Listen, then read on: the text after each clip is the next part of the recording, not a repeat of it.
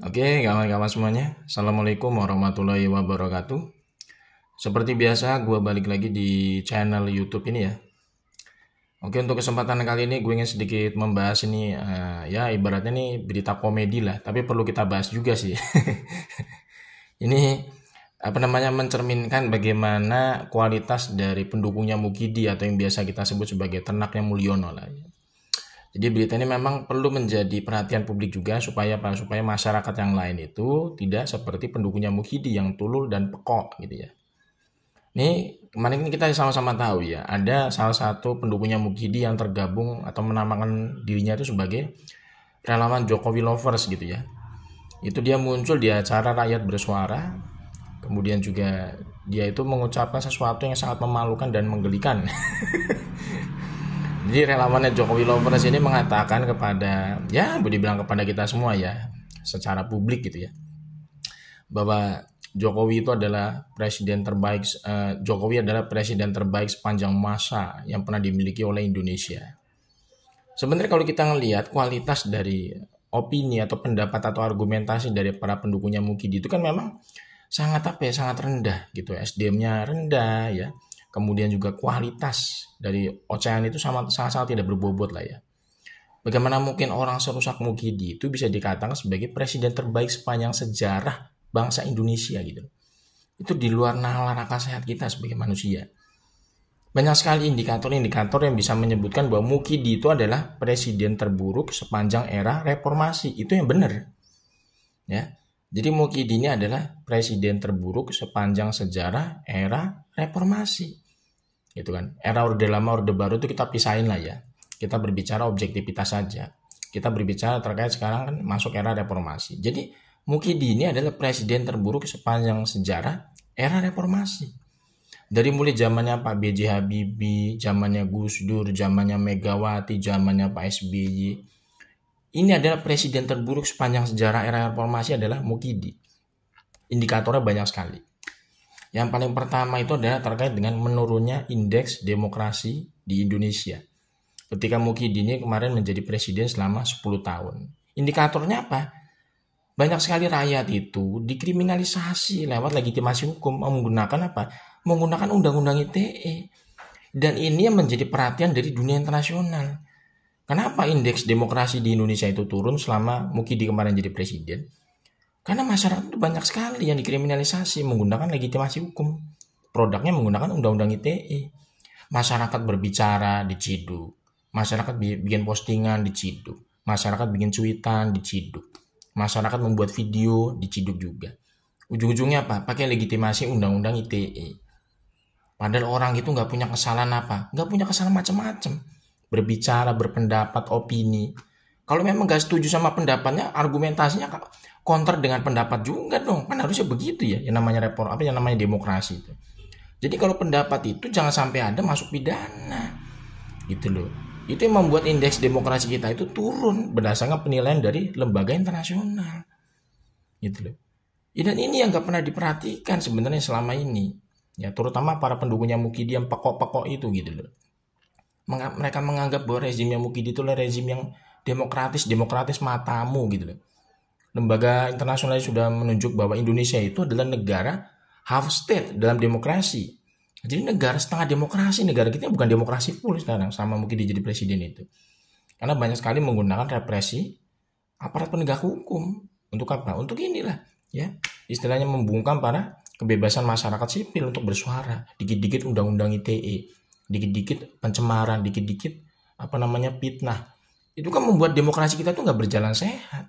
Jadi nggak ada yang namanya apa? Adu argumentasi, adu opini, adu pendapat secara ilmiah. Kalau lu nggak suka sama orang, debat dengan argumentasi dong, bukan dengan pidana gitu loh.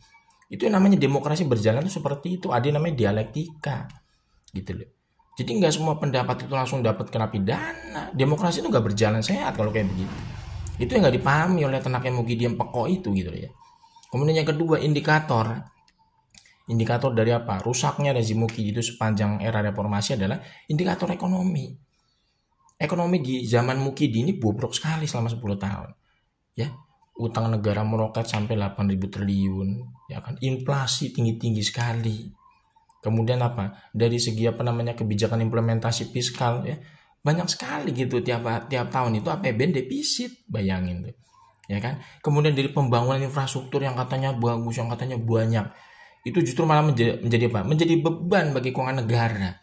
Proyek kereta cepat Jakarta-Bandung setiap tahun mengalami kerugian. PT KAI akhirnya apa? Nombokin utangnya tuh. Kemudian Bandara Kertajati, bandara yang lain banyak yang dibangun ternyata apa? Sepi pengunjung. Ujung-ujungnya nggak digunakan. Mubazir duit APBN di situ.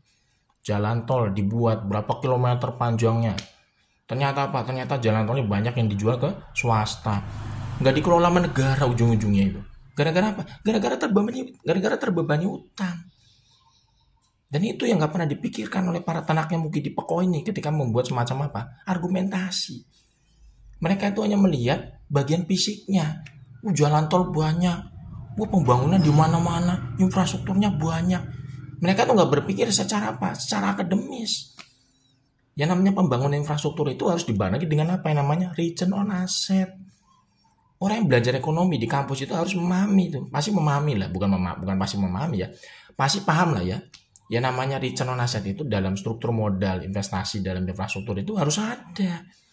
Supaya apa? Supaya ada kickbacknya buat APBN. Bukan bangun infrastruktur doang tiba-tiba apa? Ngerugi mulu. Bangun infrastruktur panjang, jalan tol banyak, bandara, pelabuhan. Ujung-ujungnya dijual ke swasta. Itu gimana pembangunan sukses infrastruktur dari mana? Coba kita pikir gitu. Ini Tanaknya Mukidi yang blow on ini ya Allah naudzubillah min dzalik, blow onnya luar biasa gitu ya. Mereka itu kok nggak bisa berpikir sehat gitu sebagai manusia. Kalaupun mereka itu mengidolakan Mukidi, yo di bawah gitu, sedikit aja nalarnya gitu. Di bawah sedikit aja nalarnya ketika berargumentasi. Jadi jangan sampai ketika mengidolakan seseorang itu sampai apa? Sampai menghilangkan akal sehat kita sebagai manusia. Ya kan? Ini yang sebenarnya banyak sekali indikatornya ya. Banyak rahasia, ibaratnya rakyat itu kita ini. Di zamannya Mukidi itu terpolarisasi, terpecah. Lu anti Pancasila, gua Pancasila.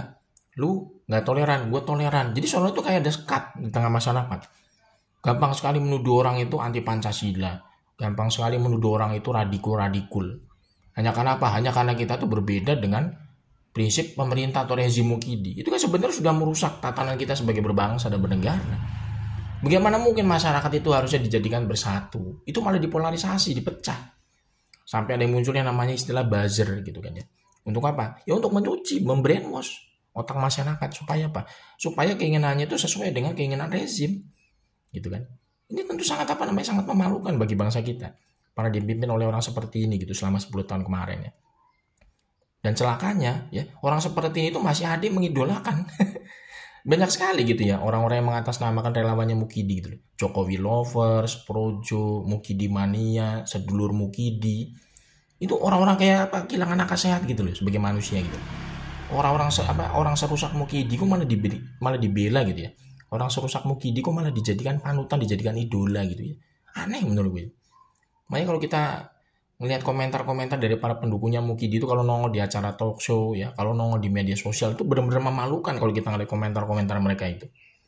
Ya, makanya masyarakat Indonesia ini ya, mudah-mudahan mayoritas itu masih dalam kondisi sehat lah, masih punya akal sehat gitu ya. Supaya apa? Supaya besok pemilu 2029 itu jangan sampai Indonesia itu terpilih lagi tuh pemimpin yang gak berkualitas, pemimpin yang blow on kayak Mukidi gitu. 2029 besok, waktu pemilu besok 2029 itu Indonesia itu harus memiliki pemimpin yang berkualitas, yang cerdas gitu loh. Ya. Dan itu tergantung dari siapa? Tergantung dari para pemilihnya di TPS. Kalau kita sebagai pemilih termasuk orang blow on seperti Tanaknya Mukidi, ya pasti akan terpilih pemimpin yang blow on juga gitu kan ya. Makanya gue sendiri naudzubillah min dzalik, gue gak pernah milih Mukidi selama 2 kali pemilu. Pemilu 2014, pemilu 2019, gue gak pernah milih Mukidi. Pemilu 2024 kemarin gue milih Anies Baswedan. Karena gue termasuk orang yang masih punya akal sehat. Ya, mudah-mudahan masyarakat yang lain juga ya. Istilahnya mayoritas di Indonesia ini masih punya akal sehat lah. Jangan sampai ngikutin seperti Tanaknya Mulyono. Jangan sampai ngikutin pola pikirnya seperti Tanaknya Mukidi. Jangan sampai.